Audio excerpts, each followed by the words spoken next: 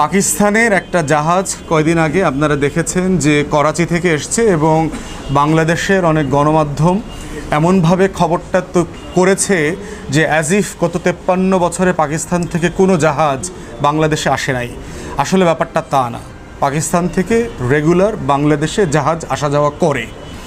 যেটা হয় হয়তো কন্টেইনার শিপ এই প্রথমবার এসছে। জেনারেল যে কার্গো শিপ আছে, বাল্ক শিপ আছে, এগুলো পাকিস্তান থেকে রেগুলার যাওয়া আসা করে। তা না হলে আমাদের সাথে এই যে $1 বিলিয়ন যে ব্যবসা বাণিজ্য আছে সেগুলো কিভাবে হচ্ছে?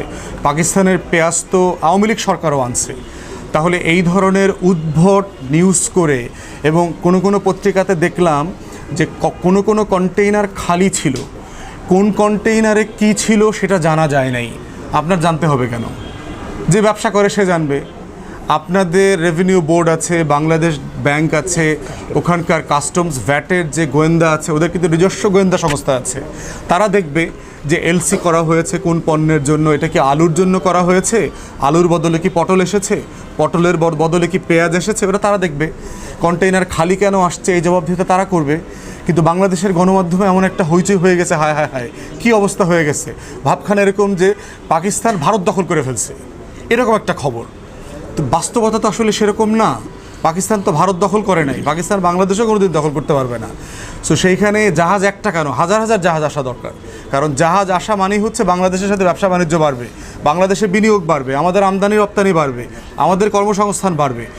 পাকিস্তান তো কোনো নিষিদ্ধ দেশ না, তাদের সাথে তো আমাদের কূটনৈতিক সম্পর্ক আছে, ভারতের সাথে যেমন আছে পাকিস্তানের সাথেও আছে।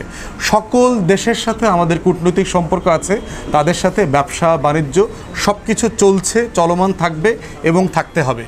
প্রশ্ন হচ্ছে ভারত যদি বোধ করে থাকে যে পাকিস্তানের কন্টেইনার শিপ আসার মধ্য দিয়ে তাদের নিরাপত্তা ঝুঁকি আছে, কোনোভাবে যদি তারা বোধ করে থাকে, সেইটা তারা বাংলাদেশ সরকারের সাথে রেজ করবে যে কিভাবে তার নিরাপত্তা ঝুঁকির বিষয়টা বাংলাদেশ অ্যাড্রেস করতে পারে।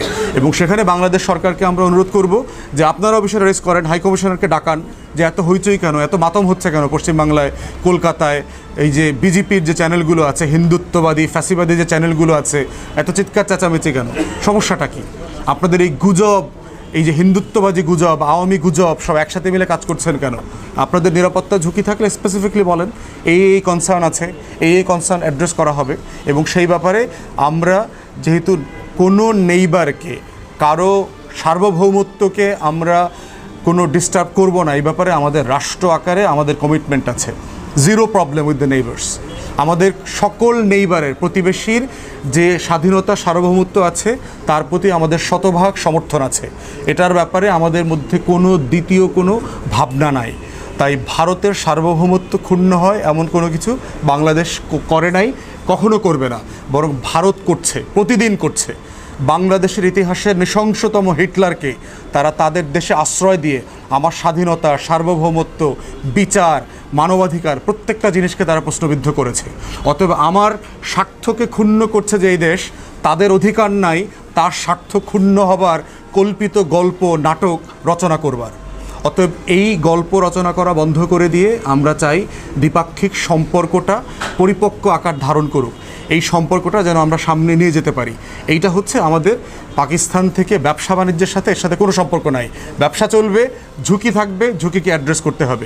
সেটা আমরা কিভাবে কাজ করতে পারি আমরা সেটা দেখব। সাভারে আমরা দেখলাম একটা গার্মেন্টসে আগুন দেওয়া হয়েছে এবং বেশ কিছু জায়গায় তাদেরকে জিজ্ঞেস করা হয়েছে সাংবাদিকরা যে আপনারা আন্দোলন কেন করছেন, প্রতিবাদ কেন করছেন এবং আগুন কেন দিলেন। তো সেই ব্যাপারে তাদের কাছ থেকে কোনো সদুত্তর শোনা যায় নাই। তো সেখানে আমাদের বক্তব্য হচ্ছে যে গত 3 মাসে আমরা 70-এর উপরে স্যাবোটাজ দেখলাম। আওয়ামী আনসার লীগ, আওয়ামী প্রতিবন্ধী লীগ, আওয়ামী শ্রমিক লীগ, এই রকম প্রচুর স্যাবোটাজের ঘটনা আমরা দেখেছি।